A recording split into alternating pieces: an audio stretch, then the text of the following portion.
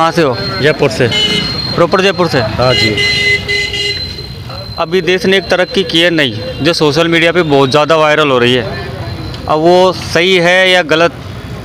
बहुत से लोगों का बोलना है कि लद्दाख के अंदर चाइना घुसाया है, अरुणाचल प्रदेश के अंदर चाइना घुसाया है। उन्होंने 144 मीटर अंदर घुसकर पूरा गांव बसा लिया है। बहुत सी जगहों को चाइना ने नाम भी चेंज कर दिया। अगर ऐसा है तो ये चीज़ें टीवी पर क्यों नहीं आ रही? अगर ऐसा है तो देश के पीएम और देश के मंत्री इन बातों को जनता के सामने क्यों नहीं लेकर आ रहे?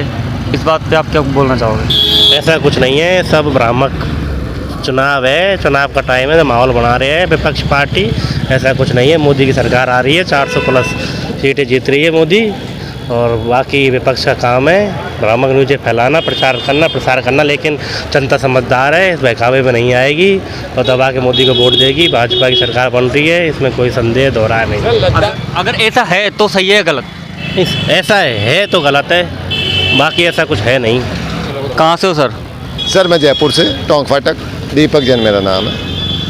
एक अफवाह है या फिर सच्चाई है, बहुत ज़्यादा वायरल हो रही है सोशल मीडिया के ऊपर कि लद्दाख और अरुणाचल प्रदेश के अंदर चाइनीज़ सेना घुस चुकी है, कई जगहों के नाम चेंज कर दिए, गांव बसा दिए गए हैं। अगर ऐसा है तो मीडिया पे क्यों नहीं दिखाया जा रहा? अगर ऐसा है तो पीएम मोदी जी इसके बारे में कुछ क्यों नहीं बोल रहे? नहीं, मोदी जी तो अभी बिजी हैं साहब। मोदी जी को तो 400 पार करना है, मोदी जी को तो टाइम ही नहीं है। और लेह लद्दाख तो खैर उन्होंने 370 हटाई है अभी। 370 जम्मू कश्मीर से हटाई है। हाँ, तो लेह लद्दाख सेम सर उसी में आता है सर, उसी में आता है। उसी में आता है। उनको ये कह रहे हैं कि राज्य घोषित करो लेह लद्दाख को। सोनम वांगचुक 21 दिन से अनशन पर बैठे हैं। पीएम मोदी जी ने अभी तक उनके बारे में अनशन खत्म कर दिया, अनशन खत्म कर दिया। हम जाके आए थे वहाँ, अनशन खत्म कर दिया और उनको जूस पिला के आए। वो अनशन खत्म, 41 दिन का अनशन किया था, वो 21 दिन का चला था। हाँ, वो अभी 2 दिन पहले हुआ था। बिल्कुल साहब। पीएम मोदी जी ने इस बारे में कोई प्रतिक्रिया नहीं दी। नहीं, तो अभी तो बिजी है ना साहब, बिजी। अभी कांग्रेस ने एक घोषणा पत्र जारी किया था, जिसके बारे में पीएम मोदी जी ने अभी राजस्थान में आके बोला था कि मुस्लिम लीग का घोषणा पत्र जारी हो चुका है। जबकि 17 पृष्ठों में वो घोषणा पत्र है, जिसमें कहीं भी मुस्लिम समुदाय का जिक्र ही नहीं है। उसमें हिंदू, मुस्लिम, सिख, ईसाई चारों धर्मों के बारे में बताया गया है। तो बीजेपी के ये आरोप जो कांग्रेस के ऊपर लगाया जा रहा है कि मुस्लिम समुदाय के लिए योजनाएं ला रहे हैं, तो इनको किस नज़रिए से देखते हो आप? नहीं सर, देखो अपना हिंदुस्तान सबसे मिला हुआ है। सारे अपने रहते हैं, हिंदू, मुस्लिम, ईसाई, सिख, सब अपना एक समुदाय है।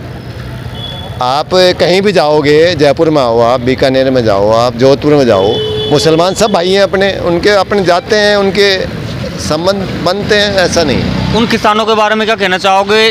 2014 में नरेंद्र मोदी जी जब सत्ता में आ रहे थे तो उन्होंने खुद वादा किया था कि किसानों को एमएसपी मैं दिलाऊंगा।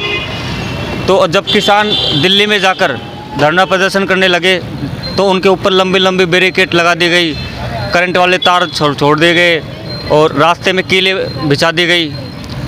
अगर इतनी सिक्योरिटी उन्होंने भारत और चाइना की बॉर्डर पर लगाई होती तो शायद आज लद्दाख और अरुणाचल प्रदेश बच जाता। सर 14 महीने बाद मोदी जी ने कृषि कानून वापस ले लिया। 14 महीने बाद अब इनको दे के, चुनाव को दे के मोदी जी ने वापस ले लिया कृषि कानून।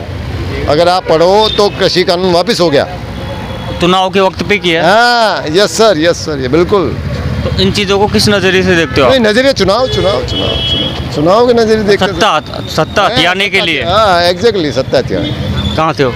ग्राम पोस्ट गंगापुर से। स्टडी करने से कोई मतलब नहीं निकल रहा। मोदी युवाओं को, जो स्टूडेंट हैं उनको कोई वैकेंसी वगैरह नहीं निकालता।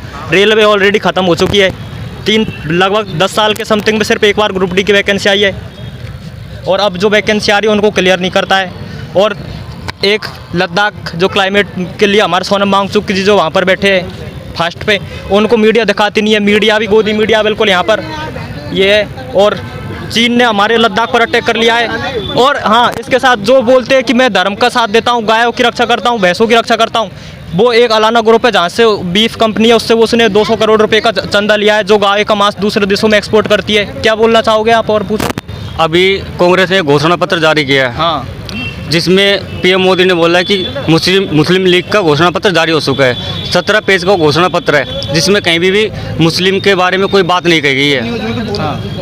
वो हिंदू मुस्लिम सिख ईसाई के बारे में है। पीएम मोदी ने उसे प्रेजेंट ऐसे किया है कि मुस्लिमों के लिए योजना निकाली गई है।